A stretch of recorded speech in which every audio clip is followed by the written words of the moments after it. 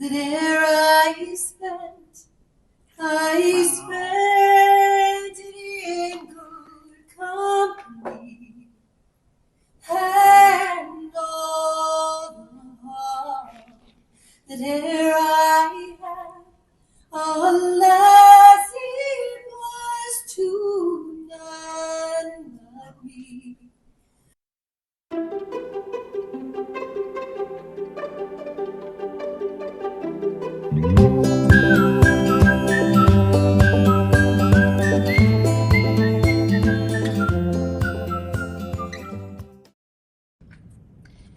You're not alone in this journey, and today, this time together, we are one step closer to creating the city that we want to live, work, and create in as women. I am honored to stand here before you today to discuss a topic that is so near and dear to my heart and a pillar to my lifestyle in creating and enabling an environment for women innovators and entrepreneurs, even as a politician. I want to take a moment to share a personal story and hopefully provide you with some insight into my drive, my values, and aspirations of why I continue to serve the city. So yes, I am a daughter of immigrants. My parents immigrated from Italy. My father came here when he was 18, and my mom actually only came here 45 years ago. Being a daughter of immigrants, or being a child of immigrants, we learned the value of hard work right out of the gate, and working for free. That's what I always tell everybody. I was 12 years old when I learned how to literally do accounts receivable for my dad's business. So he started his own construction business when he came here. And I would watch my dad and my mom work so hard every day to provide food on the table for the family that we had, and there were 4 kids. So that's a lot of mouths to feed. And I loved the idea of owning my own business. So I'd watch my parents work. And as I grew up, I thought, this isn't for me. So at 18, I graduated from high school and went to University of Lethbridge to become a teacher. Well, little did I know that 2 years into my degree, my life would have changed. My mom was diagnosed with breast cancer. And so my dad called me and said, out of the 4 kids, he called me and said, I need you to come back. And I said, okay, to do what? To run the business, because I gotta be there for your mom. And I was like, I had doubts. I said, I don't think I can do that. And he said, you're the only one. So I came back. I left my education at Lethbridge, came back and ran the business. And the only thing I knew about the construction business was how to pound a nail and a 2x4. So I had to learn real quick what this meant. One of my first experiences of gender disparity, and I will age myself, I was 21. Working in the construction industry as a female at 21, wow, with my dad as the boss, I had to earn the respect of a male-dominated group. That's 23, he had 23 crew. And a recent Women's Enterprise Center report revealed that male-owned businesses are 4 times more likely to report receiving venture capital funding than women-owned businesses. And yes, I had to put my own capital back into business. This disparity is unacceptable. And as a city, we need to question what is happening and find ways to create a more equitable system. Far too often, we rely on the assumption that Calgarians will take initiative to spend time on sites and learn about updates, resources, programs, or otherwise what will support them.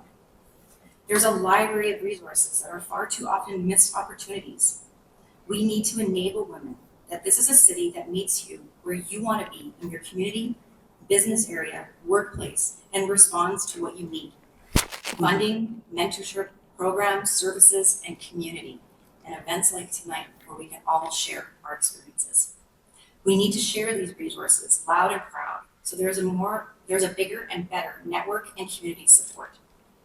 The best resources out there are your women counterparts. Next, a city that enables women must actively work to dismantle the barriers and biases that face them in the workplace. And I would be lying to myself if I said that didn't happen at City Hall, because it does. There was a reason I left as an entrepreneur. That's my This means promoting gender diversity in leadership positions, implementing policies that support work-life balance, and ensuring equal pay for equal work. It also means addressing issues like harassment, discrimination head-on, and creating a safe and inclusive environment for all. And then this becomes also part of mentoring and a system of women supporting women. Furthermore, a city that enables women must recognize and celebrate contributions of women in all sectors of the society. We have to highlight the achievements of women innovators and entrepreneurs, amplify their voices, and showcase their success stories. By doing so, we inspire the next generation of women leaders and entrepreneurs to dream big and reach the stars, like the amazing women who brought us here today and who we're going to hear from this evening. I am honored to celebrate all of you. I celebrate the group that brought us together in the safe place that we've created. I celebrate the opportunities this event is going to create for all of us after today. I celebrate the connections we are going to make. By creating an enabling environment for women is not just about policies and programs. It's about changing your heart and your mind. It's about challenging outdated stereotypes and promoting a culture of equality, and this is a big one, respect. It's about fostering a community where every woman feels valued, empowered, and supported to pursue her dreams. It's about telling our stories and celebrating each other's.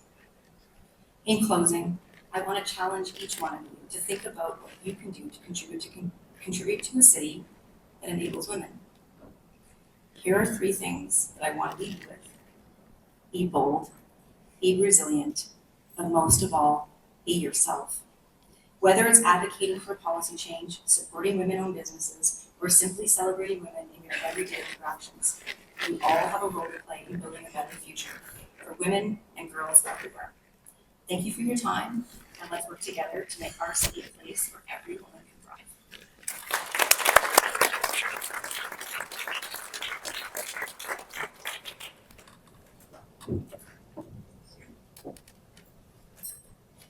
I don't think I've been in a room with so many inspiring speeches, truly. I've attended a lot of events in my time, in my young time, and this is really surpassing a lot of those.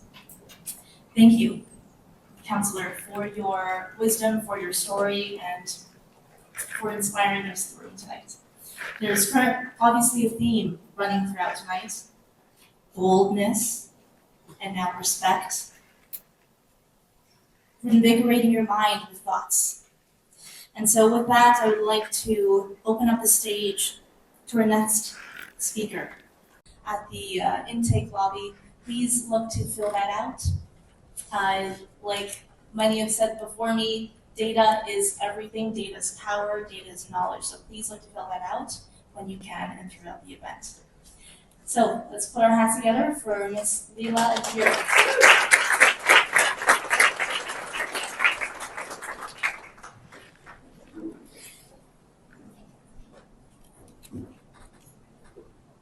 Hello, everybody. Are you awake? Yeah. A little bit? Very much so. Okay, good. All right, I'm going to wake you up with something here. We're going to talk about risk today. Of all the money that e'er I spent it in good company. And all the heart that e'er I had, alas, it was to none but me. But all I want, for want of wit, to memory now I can't recall. So fill to me the parting glass. Good night and joy be with you.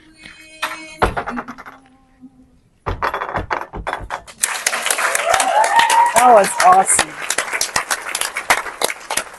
That is an old Scottish song taken on by the Irish that talks about how it is that we leave a room. We enter a room in many different ways, and we're going to talk about that a little bit as well too. But acknowledging the time that we have together and raising a glass, in my situation it's always tea, but whatever your drink of preference is, and to cheers the moment that we have together. and to acknowledge the space and the time that we've spent together, seeing each other for who we are, is absolutely imperative. And I'm Southeast Asian, but I'm also Irish, English, Scottish, and Scandinavian. It's probably why I'm a politician. I like to argue. It's just kind of with the territory. But in all honesty, and Amara, thank you for the beautiful introduction, the best days of my life in legislature were when we passed legislation together.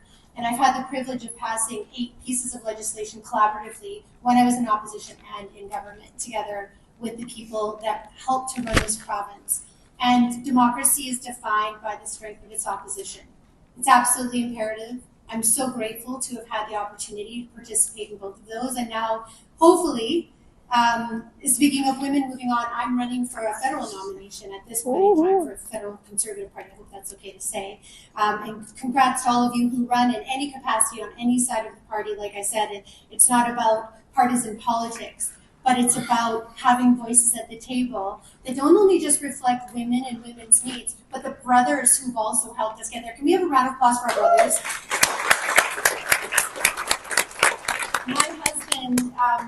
My husband is a beautiful human. Many of you have met him. And he's a recovering alcoholic. He's 7.5 years sober. And thank you.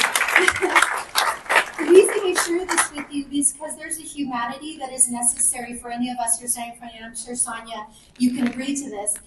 When you're a politician, if you look at the top jobs in the United States and Canada, and if you're looking at women's jobs, you're looking at surgeon, doctor, accountant, all these kind of things, construction, businesses, entrepreneurs, all of that. You do not see politician anywhere in the top 50. Why is that? Well, because of fear, quite frankly, and risk. Those of us who are in these positions, who have this platform, we're only here because you let us. Because of your privilege that you give us with your vote, with your time, with your energy coming out. Sometimes it's money related, sometimes it's energy related, sometimes it's time, sometimes it's just picking your girlfriend up and going, it's okay, I got you. But it is an extremely toxic and negative environment. And Shannon was talking about it a little bit, because when she was talking about, and I have to tell you, girl, I love you. You listen to the cafe. It is a gem of information, and you bring on some great guests, but it's also centered in a space that really has a lens that I think that can reflect very much on how we're doing. And Dr. Daniels, you're going to have to keep me on time here. You give Earl a microphone. I'm sorry. And I know that. Just tell me when you're done, okay? Dr. Daniels, who fights for social housing and has worked it wasn't even mentioned in some of the stuff that you're doing. That is an absolutely impossible position. Melina, who stood beside me on stage, actually with Shannon when we put together, and she led it, Melina, this little girl to have a voice. And I'm not afraid, and nor do I have concerns about whether or not I am liked or not. That is irrelevant to me. You'll like me anyways, I promise. I'm not a person like, but that's not why. My why is your why.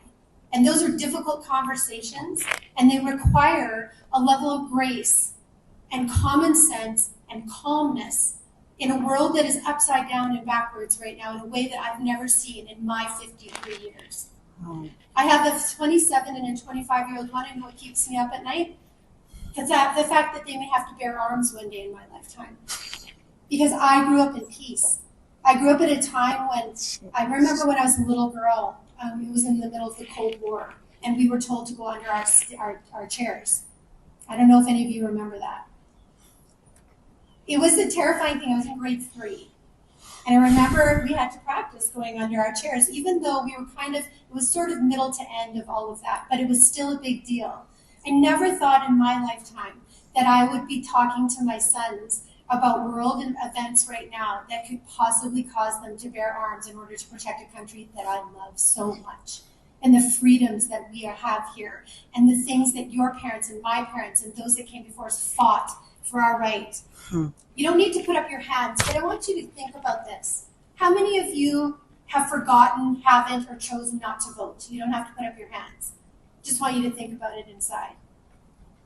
Every time that something like that happens, think about somebody who's sitting beside you who comes from a country who never had that opportunity and it's been taken away from them, especially if they're women. Even if you go and you can't think of a person that you align with, I want to ask you this question. If I said to you tomorrow, I'm taking away your right to vote because, well, I'll pick on myself. Leela, you didn't vote for the last 3 elections. We have this data, so therefore it's obviously not important to you, so, we're gonna take away your right to vote. How many of you, put your hands up for this one, would fight for that right to vote tomorrow if it was taken away from you? Yeah, way up, let's see it. Yeah. That is something that we can all align on and is something that we take for granted every single day in a country that is filled of freedom. The reason why I can stand up in front of you saying like, Shannon, I shouldn't be here, but I am. It's Asian Heritage Month this month.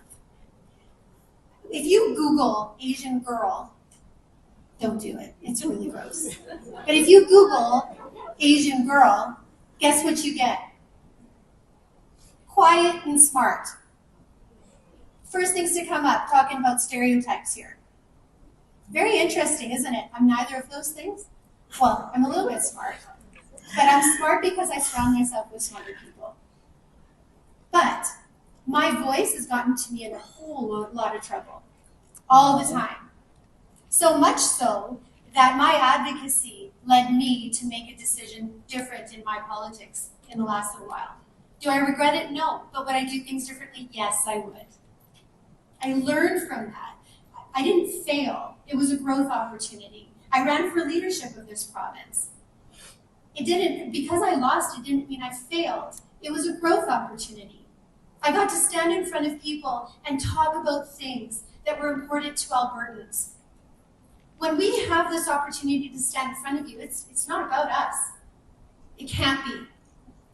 We form this precious thing. You guys stand up here. Can you hear me still? Yes. Okay. As a dignitary, I carry this amazing thing called honorable. But it was designated to me. You didn't give that to me. It's part of the culture of the Westminster, being elected in the Westminster model. I was a minister, so therefore I carry this thing called honorable. Awesome. What does that mean? That means that this floor down here is where I am.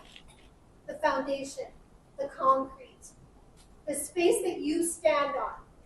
Not up here where the dignitaries are and all that. That's nice, that's lovely, thank you. But that's not where I belong. I belong on that ground, in that concrete, being your support, where your feet stand on my shoulders.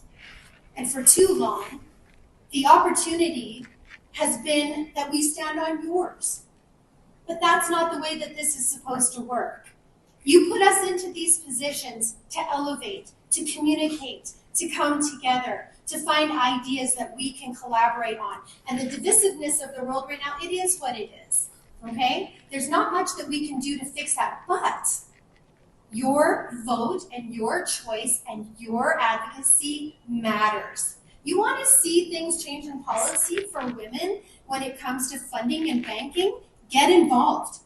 Work with the politicians and the people who are the decision makers to make that change. We have been mentored enough. Girls, preach, right? We've been mentored enough. Yeah. We know what we're doing, right? Okay, just check.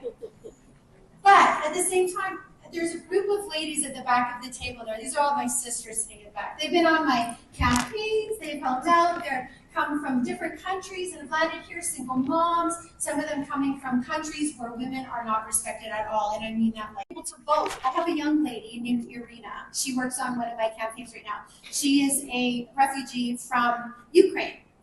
Not a PR, can't vote.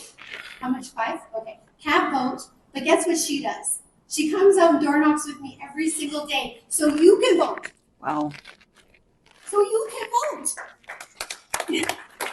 Because she understands what it means to not have a democracy, to not have the opportunity. I totally went off script here. I didn't even cover any of the things that I want. I'm going to have to come back, Dr. Daniels. It's just the way to do this. But I want to share something with you. People may see you as a disturber. That's okay. Keep pushing the boulders uphill. Keep pushing.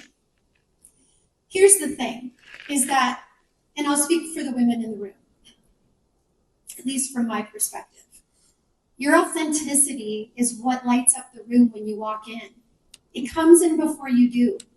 And if you are fearing that, tell me what that does to serve you. Does fear serve you? No. Well, maybe if you're grabbing a child from out of the water or something like that, but tell me if that really serves you. Does embarrassment serve you at all? No, it doesn't. That's why I sang in front of you.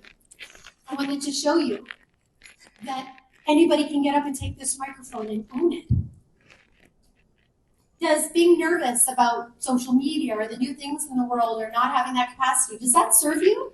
Or do you get in there, learn something, and get it done? When I was first elected, I had the energy policy in Wild Rose when I was in opposition. I was on a fire hose of mass proportions. You want to talk about a bunch of people looking at a girl walking in going, well, this girl knows nothing. And whether they wanted to have a conversation with you or not, what they weren't interested, but I worked really hard to earn those people. And now guess what? We have conversations all the time. In my culture, in the Southeast Asian culture, there was a whole group of men that when I got elected at first, they'd only talk to my husband. And there was all these people said, why are you offended? Or I'm like, no. I said, I know my culture. I understand the cultural lens in my culture. And I said to my husband, I said, will you please talk to them? And let's earn their trust and respect. Well, let me tell you, those men, and there's 30 of them from Pakistani, Hindu, Muslim, they're Gujarati, all of these different men from the Indian diaspora. Guess who's helping me out with my campaign right now?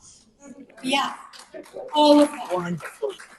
Phoning people in their languages of origin, talking to them, selling memberships, and helping this little girl get ahead so I can be at the big table to help out this group. Because at the end of the day, if I can't be there to help out you, then I've lost the purpose in the sense of why I started on this journey in the first place, which is fully to be your voice, to be your person, to be your sister, to be part of a tribe that is growing, that understands. 51% of the population, ladies, it's time. It is time to get engaged. It is time to get involved. Use your money, your wit, your strength, your power, your connections, and let's own this thing. You've already earned it. You have no need to earn anything anymore. You've earned it.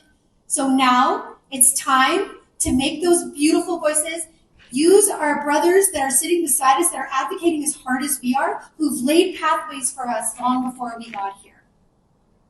To my Indigenous sisters and brothers in this room, thank you so much for sharing this beautiful land with us, for allowing us here in Treaty 7 Métis 3 territory to build and start in a good way on a journey that impacts all of us.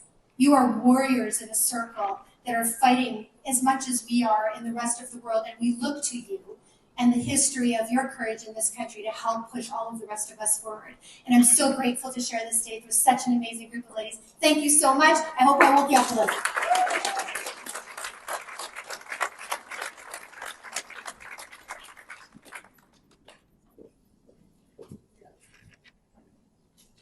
What a show. We got singing, we got passion, we got fire.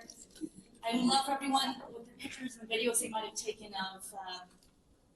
of that beautiful singing earlier to use the hashtags WATS, Women and the Society, and or WATS Sessions, Women in Society Sessions.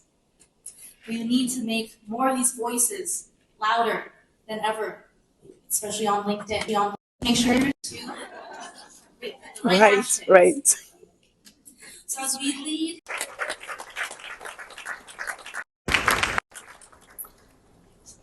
Laura will be moderating our panel tonight. And following this, we have Ms. Brenda Beckendorf. Okay. And I will let Laura come to the stage and really speak on her talents.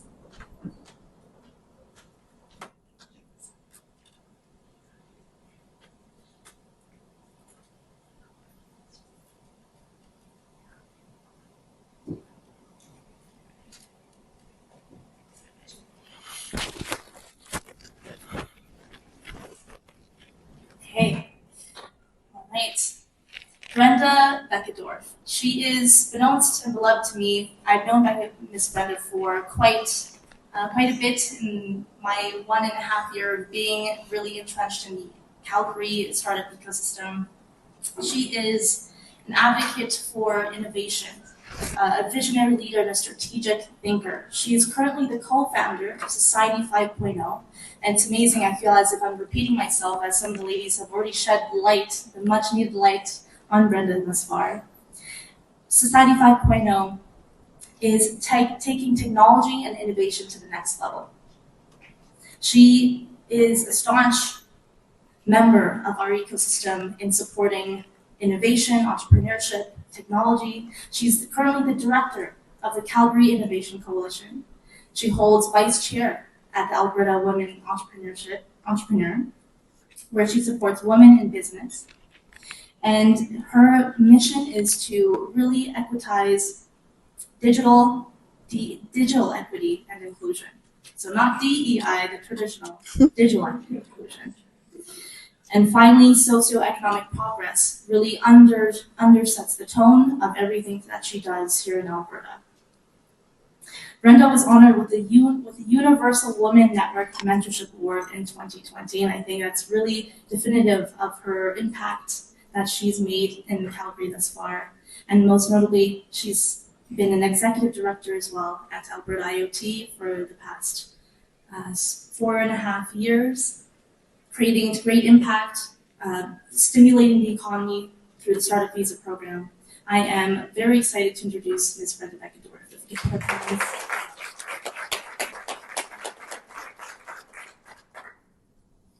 And if we can invite the rest of our panelists, Councillor Ms. Sonia Sharp, Honorable Leela here. Okay. And as the councillor opened up for us, let's get our minds going, the conversation stirring. I hope that some provocative thoughts and conversations come out of this. And again, a reminder, if anyone has some challenging thoughts, something that may negate what's being spoken on stage, raise your hand up, we'll get the mic to you, and let's start having some stimulating conversation.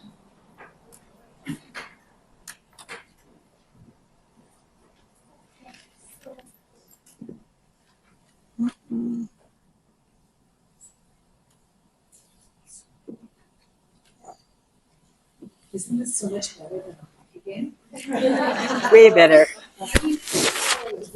Do we have the score?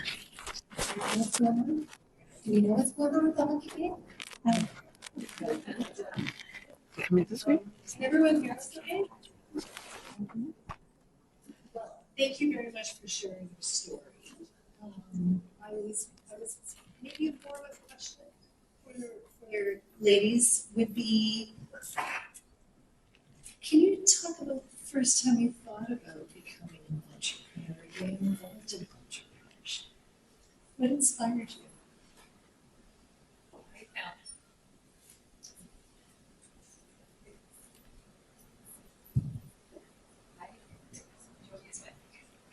Support from the person who's supposed to be in tech figures.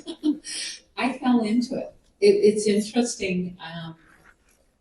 I worked for an IT company for a number of years and then started helping out with this nonprofit in the tech space, so Alberta IoT, and loved it so much, loved being the boss and getting to do my own thing, except I wasn't the boss, and then realized when I left that organization that I was nowhere going to be able to go work for someone else. So figured I should start my own nonprofit. So 8 months ago, I started my own nonprofit in AI and technology.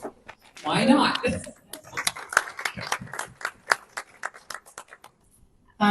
Well, I kind of shared a little bit that watching my family run their own business wasn't going to be for me.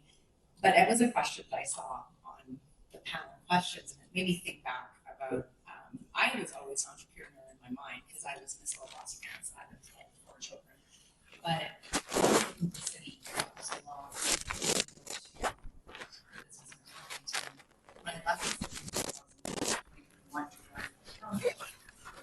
I told myself I wanted to run the So that's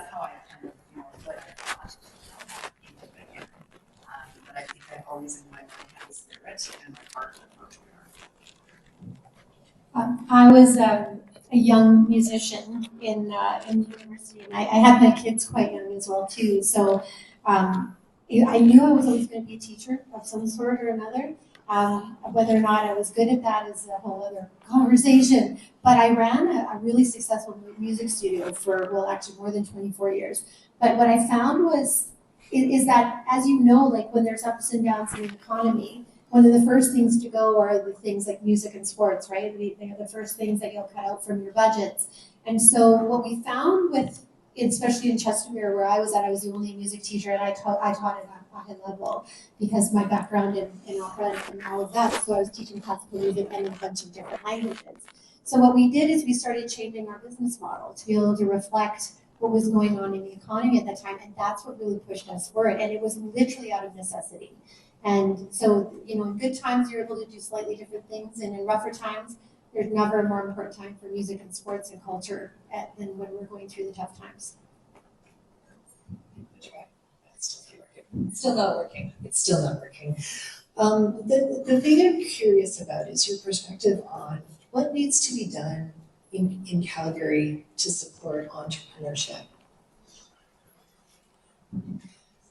So I'm going to wear a couple hats here. My first hat is with CIC, the Calgary Innovation Coalition. So we oversee 40 nonprofits in Calgary that oversee all of the startups, entrepreneurial organizations out there. And so we recently did a research paper, which I chaired, around what are our gaps. And the reality is we are going through this diversity in our city and province from being oil and gas into technology. However, we're really like teenagers right now. We're very awkward. We have missing gaps, and we're not really well set up yet to turn around and become an adult in the tech industry or innovation. And so I think right now, one of the things we need to do is do a bit of a check-in and say, okay, government, what are you doing with funding? And I have some thoughts there. What do we need for our nonprofits to do to shore up the entrepreneurial journey?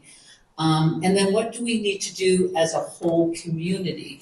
Because what's happening right now is our innovation community is sitting in silo. And we have the rest of the world with mature companies and people out there not really understanding it. And we need to break down those barriers and get companies outside of the innovation community to become more involved. So I think that's a big part of it. And then flipping over to being with Alberta Women's Entrepreneur, we have helped a lot of startup women start their company. But this last year, we did a bit of a change and went, there's a lot of women now who've moved along and are now scaling up their company, and we weren't supporting them enough. So we've added programs in. We also give out loans. So we were very focused on giving loans out in that 20 to 50,000 range. We're now giving out loans in the 250,000 range. And it's more for scale up women. And we're hearing back amazing stories because we're helping them. And that's an area we know is a big, huge gap. So those are the two areas I would say. When I was leading the business and economy team during COVID, obviously that was a big bruise, I'll call it, to the business community. And we had to work with other levels of government that were changing rules and regulations every day so businesses could survive. And we have seen a lot of businesses not come out of COVID.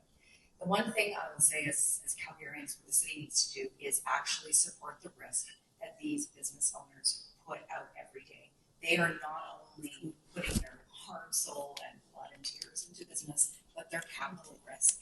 So when we can support a business, and if you're running over there to get coffee or dinner with the family, remembering that behind that business is a family, is a woman, a mom, a father, it doesn't matter who, but there is someone there bringing food back and money back to their own family. So it becomes a support of, I would call it, and probably not even paying themselves to run a business. And most of the time, people that run businesses do it for passion.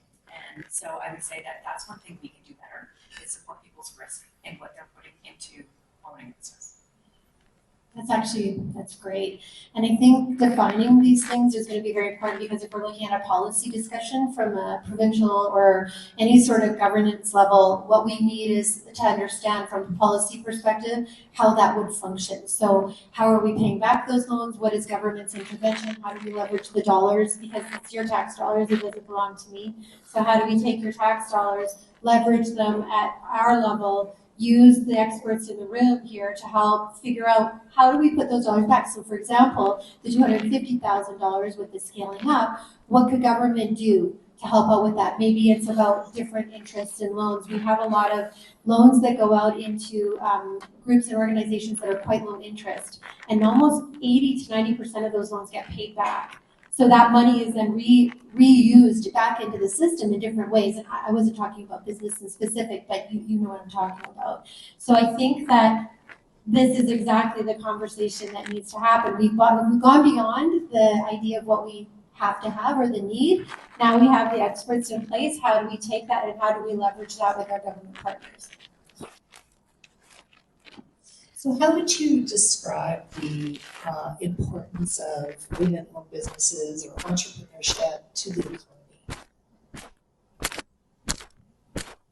I'm going to tell you a story about one of the ladies we helped out at AWE, Alberta Women's Entrepreneur.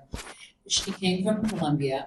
She was older and arrived in Canada and decided to start a college that was going to support shorter term courses like IT, childcare, that type of thing.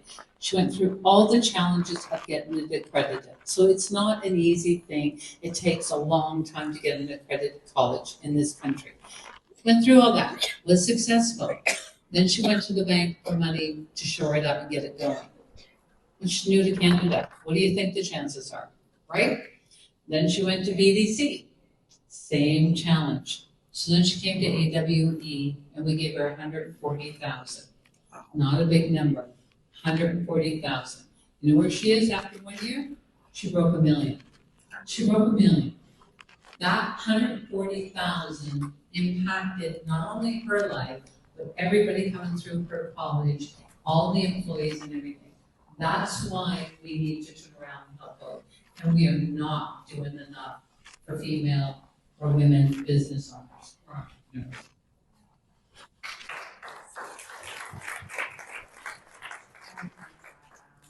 The one thing I would say is why we need to support women or how we need to support women entrepreneurs is enabling their will to keep going. So, you know, when you think about just women in general, we bring in different elements of things, right?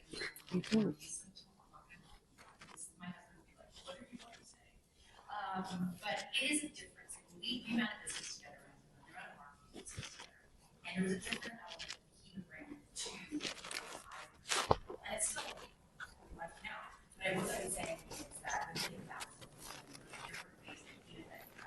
And if we're not supporting that financially and different businesses, you know, I just businesses that pivoted for different reasons. I think these voters did say a lot of the businesses go virtual. All of a sudden they adapted to social media. They were able to thrive during the times when all of this. And so when we see that, we know that they're resilient and they're working, so we need to empower them more. And then, you know, they turn around and get back to the community. They're volunteering. I think about all of the different businesses like Barbell and the two wonderful women that started the deodorant company. But the two women that started that, when they get back and would make their profits go back to the community. Something that's really important that we need to be supporting and enabling the women to continue to support the communities and social economic. I would actually like to add to that. COVID is such a terrible thing to talk about, but it was such a huge catalyst in so many ways. And actually, women-owned businesses did better than the average. Why is that? We understand well-being, health, rules. We put all of our risk into everything that we do.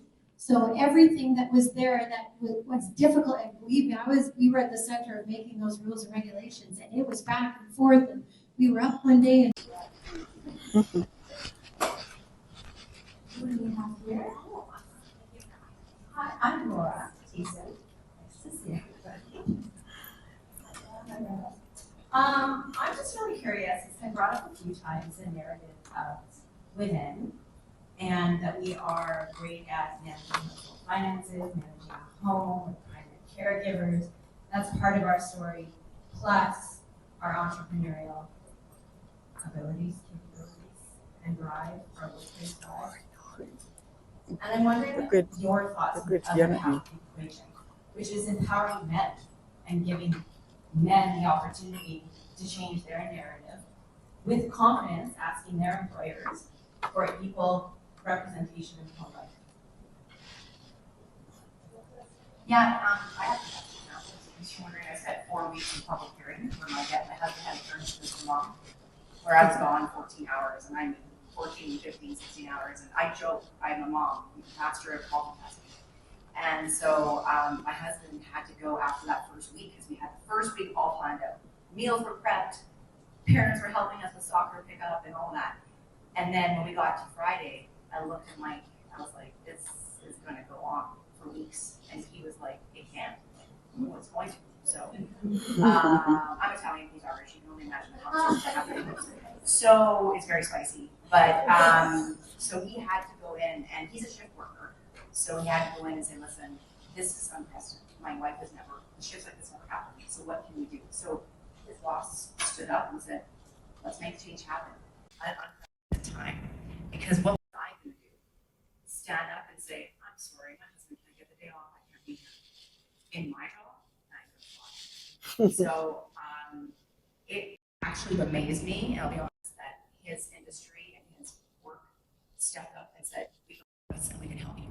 That's what other members of council that I know had to go through that didn't have the same luck. So I think there's some work to do, because, yes, that was an unprecedented time, 4 weeks where mom and wife could not be at home at the time where, and I'm balanced. I just we're good at it. I'm sorry, I said that to him, I'm good at it. But he had to step up, but he had the support as an employer. And I actually said to him, your lived experience should be something your corporation should be looking at. They don't have an option to work from home, but they could change the shifts a little bit where they can do pick up and drop off to school and things like that. So he was challenged, and it persevered. Other members of council that I know, not so lucky. And that's why you saw some of them missing in those 4 weeks. They weren't as lucky, male and female. So, but that's a great question, and I think more people need to start challenging the other gender on that side. Yeah. I wanted to share my example too. My husband was at home for 6 years while I worked.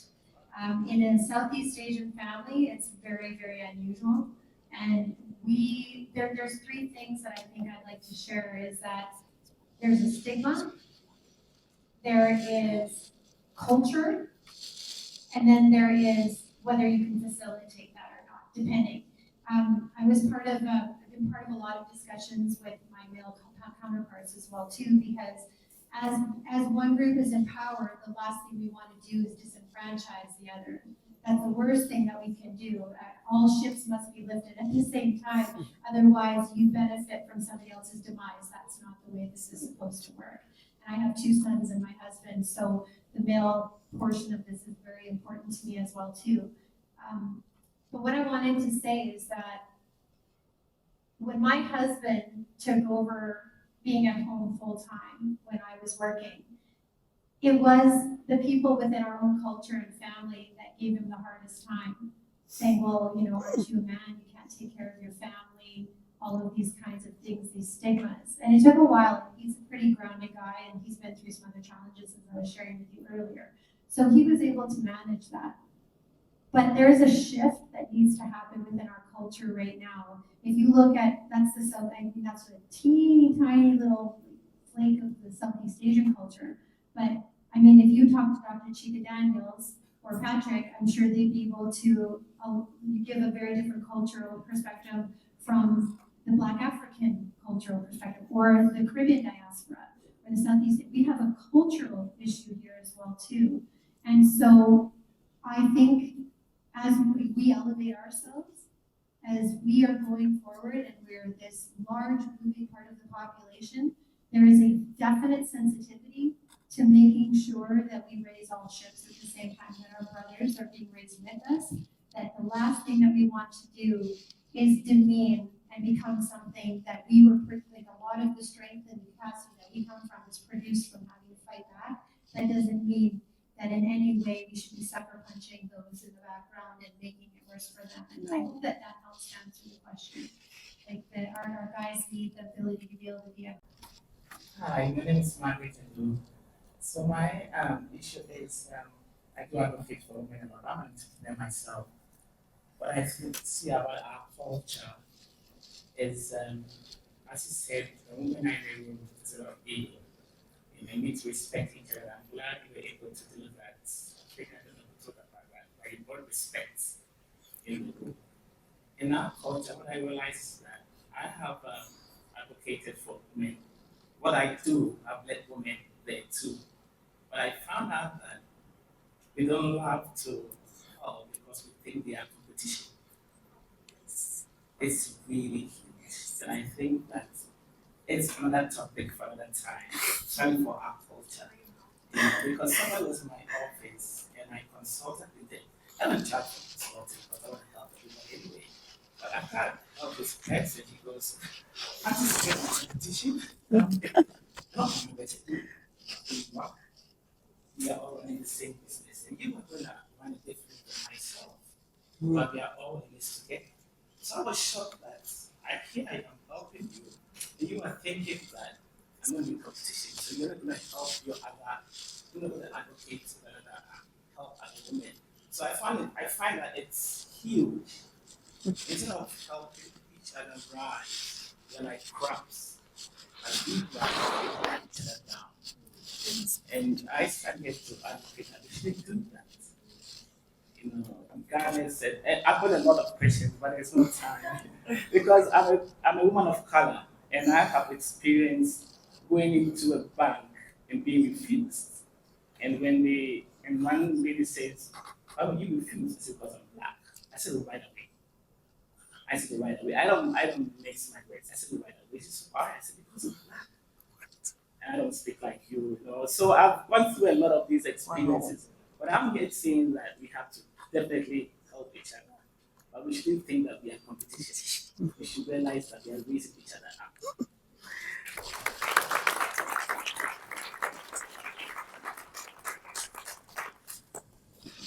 Yes, the panel put in their final thoughts and comments. It's a bit around government and policy. One of the things I think that we haven't spoken of, and we probably will later this evening, is around how we can support women-led companies, organizations.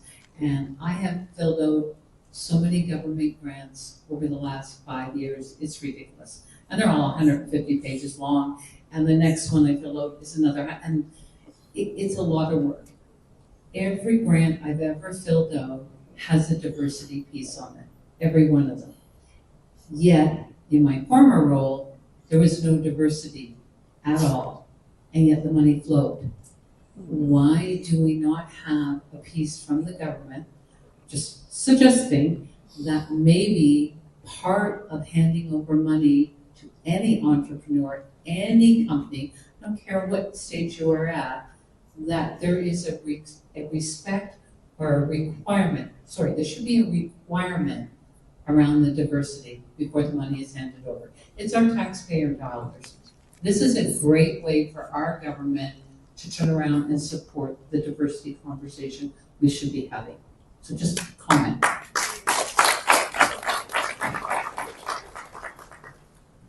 And I just wanted to respond to the competition thing. Just remember that you hold your space. The things that are going to come against you in conversations like that, that is an insecurity that is being reflected from another person. It's not yours. And it's not yours to bear in any way. And the way that you reflect back on your work and helping people is worth its weight in gold. So it's just an insecurity piece, and everybody's got their different timing. You're going to meet people along a lot of different parts of their timeline of where they are. And being confident isn't about being perfect. In fact, it's the farthest thing from it. It's about being conscientious and being consistent. That's where confidence really comes from. And so for those of you who are helping like yourself that are consistent in that and confident in that, you show that competency, there's going to be people who really, really develop well under that kind of love and that kind of nurturing. But there are going to be others whose insecurities and where they're coming from in their life at that point are going to define how they react to you. But that's not you doing something that's wrong or inappropriate. That's just where they're at in their lives. And if you can see it from that perspective, that your ability to be strong and be competitive, there's nothing wrong with being competitive. I mean, we would have our jobs if we were. I'm competing right now. Just saying. I guess, yeah, well, mine is different, but yeah, but we're competing right now. But those things, that gets your juices flowing. Lord knows we need energy and positivity and great ideas, and government is really, it is a reflection of what the people are advocating for from that grassroots level. So I maintain what I had said earlier, is that in order to be able to make change, you must be engaged. In order to engage, you have to be interested. If you're interested, then you have to get out there, put yourself forward, and don't worry about if people don't see who you are when it's coming. You'll get there. You're going to surround yourself with people who have similar visions to you, and I think that's important. That's how you build trust in relationships and organizations that are doing rock star work in helping getting people forward. I think that's the pathway.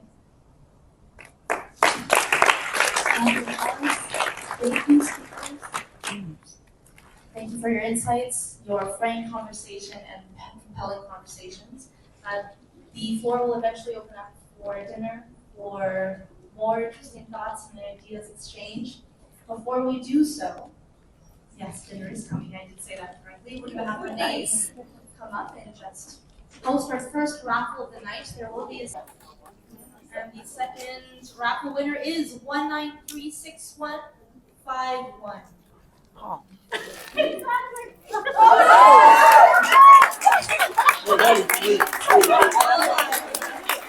Who's the winner? Do you want to keep it, Patrick, or do you want to pass it on to? I think we should do it again.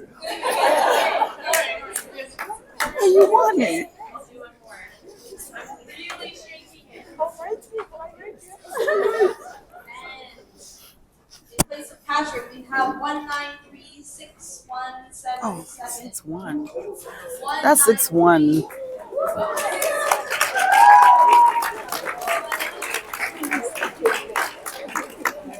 Thank you for participating first. We'll do both ones after. I think your stomach's rumbling.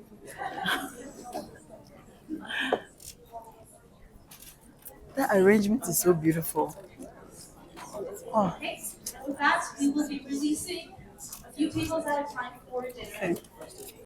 So, Auntie Maggie, thank you so much for inviting me to this program. I am so honored. Thank you. How do you find the program so far? Honestly, the most strong investing around here. And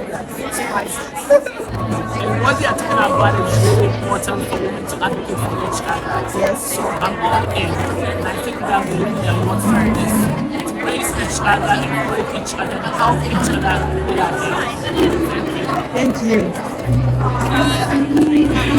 Okay, well, my name is Maya Rosin. I work for Olympia Currency Global Payments. I think this night really made me feel fortunate of the environment that I'm in. I feel that the people have always respected me and have given me opportunities, and I'm grateful that I do have a fair share of, equal pay and opportunities, and I know that that's not always the case, and I just feel like as a woman, I'm very empowered, and I love this city, and I'm hoping that more and more people can feel the way I feel, and I just truly feel like this event is just a fabulous time to share everyone's stories and just get inspired, and I'm really happy to be here. And this is my manager, Lindsay. Well, thank you. Would you like to talk too? Oh, sure. How you feeling with your name and then how you feel about this whole Yeah, my name is